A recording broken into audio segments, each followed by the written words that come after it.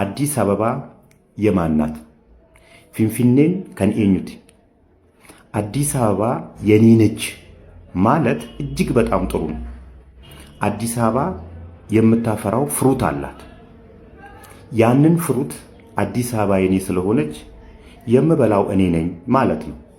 ሌላ አካል ሲመጣ ተይዟል ዞር ዞር በልና ሌላ ፈልግ እንድለው መብት ይሰጠኛል ማለት ነው። የአንድ ሀገር ዋና ከተማ ውስጥ መኖር ከሚሰጡ ፍሩቶች መካከል አንዱ ኢኮኖሚክ ፍሩት ነው። የተሻለ ኢንፍራስትራክቸር፣ ውሃ፣ መብራት፣ መንገድ፣ የተሻለ ትራንስፖርት፣ የተሻለ መኖሪያ ቤትና መኖሪያ አካባቢ፣ የተሻለ ሕክምና፣ የተሻለ ትምህርት ወዘተረፈ። አንተ አዲስ አበባ ከሰጠች ፍሩቶች ውስጥ የትኛውን አጣጥመሃል?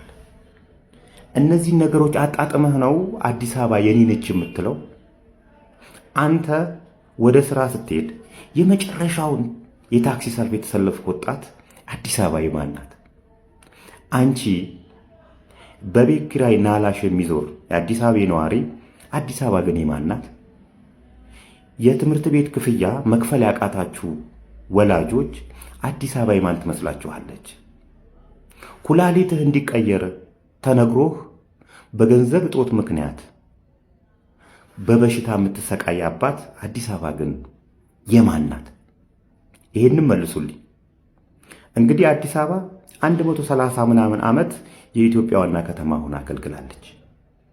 33 ዓመታት ደግሞ የኦሮሚያ መቀመጫ ሆና አገልግላለች።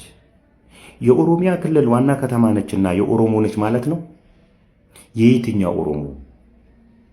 አርሲ ውስጥ በአንድ አህያና በአንድ በሬ የሚያርሰው አባቴ ወይንስ እኔ አዲስ አበባ ገብቼ በቤት ኪራይና በትራንስፖርት እጦት ናላ የሚዞረው የየትኛው ኦሮሞ ነች? አዲስ አበባ የአማራ ነች? የትግሬ ነች? የየትኛው ብሔር ነች? አዲስ አበባ ፍሬዋን የቀመሱ ሰዎች ነች። ነገም ከነጎዲያም የነሱ ሆና ትቀጥላለች እንጂ አዲስ አበባ የኔ ነች በማለት ያንተ አትሆንም። ፍሬዋን መቅመስ ያስፈልጋል። ትሩፋቷን መቋደስ ያስፈልጋል። ስለዚህ ስራ፣ የሰው አትመኝ፣ ሀገርህን አትስረቅ። በደምህ በላብህ ስራና አዲስ አበባን ያንተ አድርጋት። ከትሩፋቷም ተቋደስ።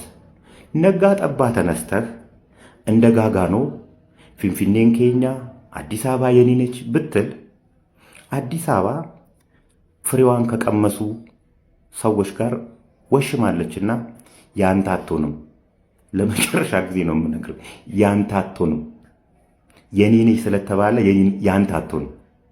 ስለዚህ ይሄ ነው ፍሬዋን ለቀመሱ ብቻ የነሱ ሆና ትቀጥላለች እልሃለሁ።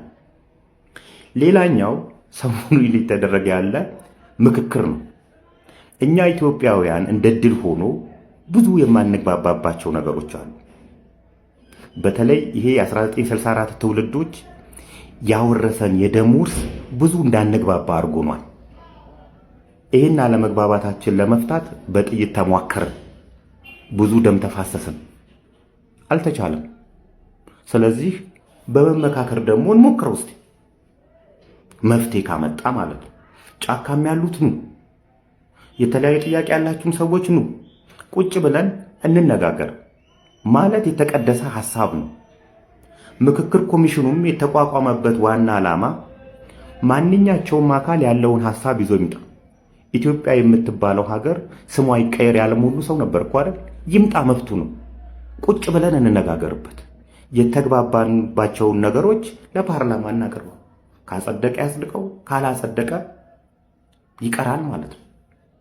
ስለዚህ አዲስ አበባ የኔ ነች፣ ምክክር አያስፈልግም ከምትሉ ቁጭ ብላችሁ ነገያችንን ብናስብ፣ ራሳችንን በኢኮኖሚ ብናደረጅ የተሻለ አዲስ አበባ ትኖረናለች፣ የራሳችን የሆነች እንጂ እንደ ጋጋኖ ቀን ከሌሊት አዲስ አበባ የኔ ነች በማለት የኛ የምትሆን አይመስለኝም። አሩባ አንሆባ ጃሉሪያ ሰኩምባ በጠላቶች ለሰይፍ ይሰካ። አይገርምም? ተሰካኩ። ከሆሳና አዎ ምንድነው እዚህ አናት ላይ ሰይፍ እንዲህ ሲሰካብህ አየሁኝ። ሰይፍ አዘጋጅተው ማል አናት ነው። እውነት ነው። የእግዚአብሔር ሰው እውነት ነው። ቁልፍ የሚያድለውን መልአክ አዳነች አቤቤ ታውቀው ይሆን?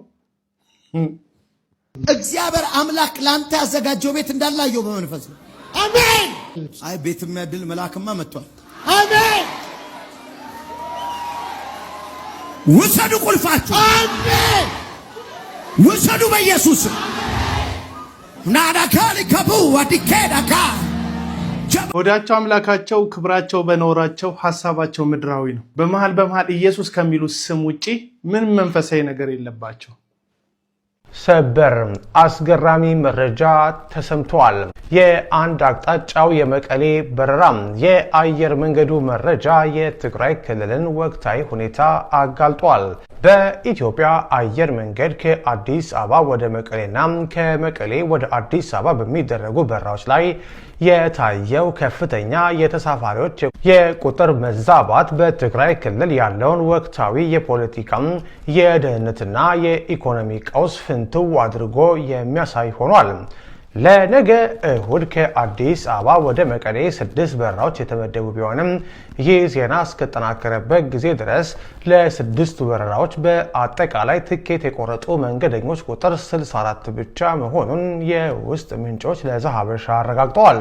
በአንጻሩ ከመቀሌ ወደ አዲስ አበባ የሚደረጉ በረራዎች እስከ ኦገስት 20 ድረስ ሙሉ በሙሉ የተሸጡ ወይም ሶልድ አውት ሲሆኑ ከኦገስት 21 በኋላ ያሉት ቀናትን በፍጥነት እየሞሉ ይገኛሉ። ከአዲስ አበባ ወደ ክልሉ መዲና የሚሄደው ሰው ቁጥር ባዶ ሊባል በሚችልበት ደረጃ ላይ ወድቋል። ይህ ያልተመጣጠነ የበረራ ፍላጎትና የአንድ አቅጣጫ የፍልሰት አዝማሚያ ከኢኮኖሚ ማሽቆልቆል ባሻገር በክልሉ እያንዣበበ ያለውን ከባድ የደህንነት ስጋት በግልጽ የሚተረጉም ነው። የፕሪቶሪያው የሰላም ስምምነት አምቶት የነበረውን አንጻራዊ ሰላም አሁን ላይ በጦርነት ዝግጅትና በውጥረት እየተካ ይገኛል። በተለያዩ ግንባሮች ወታደራዊ እንቅስቃሴዎች መኖራቸው እንዲሁም በግዳጅ የተካሄደ ያለው የግዳጅ ምልመላ ወይም አፈሳ በተለይም ወጣቱንና አምራቹን የህብረተሰብ ክፍል ክፉኛ እያሸበረ ይገኛል። በተለይም ሁኔታውን ይበልጥ ውስብስብና አደገኛ ያደረገው የኤርትራና የሱዳን ታጣቂ ኃይሎች ከህወሓት ጋር በማበር የፌዴራል መንግስቱን ለመውጋት ከነሙሉ ትጥቃቸው ወደ ክልሉ መግባታቸው ነው። ይህንኑ አዲስ የትብብር ግንባር የህወሓት ሊቀመንበር ዶክተር ደብረጽዮን ገብረ ሚካኤልና ሞንጆሪኖ በአደባባይ ማመናቸውና የውጭ ኃይሎችን በክልል ውስጥ በተጨባጭ መታየታቸው ነዋሪው ክልሉ ዳግም ወደማይወጣበት የጦርነት አዙሪት ውስጥ እየገባ መሆኑን እርግጠኛ እንዲሆን አድርጎታል። ይህ እጅግ አሳሳቢ የጦርነት ነጋሪትና የስነ ልቦና ሽብር ህዝቡ ቀየውን ጥሎ እንዲሰደድ ዋነኛ ምክንያት ሆኗል። የዓለም አቀፍ የድህረ ጦርነት ጥናቶችና የሌሎች ሀገራት ተሞክሮዎችም ይህንኑ ሀቅ ያረጋግጣሉ። ለምሳሌ በ1990ዎቹ አጋማሽ በቦስኒያ ሄርዘጎቪና ከዴተን የሰላም ስምምነት በኋላ ተኩስ ቢቆምም የፖለቲካ አለመረጋጋትና አዲስ የጦርነት ስጋት ዳግም ባንዣበበ ቁጥር የውጭ ኃይሎች ጣልቃ ገብነት ሲጨምር ከፍተኛ ቁጥር ያለው አምራች የሰው ኃይልና ወጣት ሀገሪቱን ጥሎ ወደ ምዕራብ አውሮፓ ተሰዷል። በተመሳሳይ በኮሎምቢያ ከመንግስትና ከፋርክ ታጣቂዎች የሰላም ስምምነት በኋላ ዳግም ግጭቶች ባገረሹባቸውና ታጣቂዎች አዲስ የግዳጅ ምልመላ በጀመሩባቸው ግዛቶች ህዝቡ ወደ መዲናዋ ቦጎታ ያደረገው የውስጥ ፍልሰት እጅግ ከፍተኛ ነበረ። እነዚህ ተሞክሮች የሚያሳዩት ከጦርነት የወጡና ዳግም የጦርነት ስጋት ያለባቸው አካባቢዎች የሰላም ስምምነት ተከትለው መረጋጋትን ካላረጋገጡ አካባቢዎቹ አምራች ከሆነው የሰው ኃይል ባዶ መሆናቸው የማይቀር መሆኑን ነው። በትግራይ ክልል አሁን ላይ የታየ ያለው እውነታም ይሄው ነው። የፋብሪካዎች መዘጋትና የኑሮ ውድነት እንዳለ ሆኖ በየመንገዱ የሚካሄደው አፈሳ፣ የውጭ ኃይሎች መግባትና የጦርነት ዝግጅቱ ህዝቡን ተስፋ አስቆርጦታል። በመሆኑም ይህ በመቀሌና አዲስ አበባ መስመር ላይ የሚታየው የበረራ ተሳፋሪዎች ቁጥር መዛባት እንደ ቀላል የትራንስፖርት ፍላጎት መዋዠቅ የሚታለፍ አይደለም። ይልቁንም ዜጎች ሰላም ርቆናል፣ ዳግም ወደ ጦርነት ልንገባ ነው ብለው ስላመኑ የወሰዱት የህልውና ማትረፍ እርምጃ ነው። ይህ ሁኔታ የፌዴራል መንግስቱም ሆነ የዓለም አቀፉ ማህበረሰብ በክልሉ እያቆጠቆጠ ያለውን አዲስ የጦርነት ስጋትና የውጭ ኃይሎች ጣልቃ ገብነት በፍጥነት በማስቆም የፕሪቶሪያውን ስምምነት መታደግ እንዳለባቸው የሚያመላክት ጠንካራ የማስጠንቀቂያ ደውል ይመስላል። ዜጎች በነፃነት መንቀሳቀስ እንደሚችሉና ዳግም የጥይት ማገዶ እንደማይሆኑ ካላመኑ ይህ የአንድ አቅጣጫ ጉዞ የክልሉን የረጅም ጊዜ ህልውና ክፉኛ ሊያሽመደምደው ይችላል።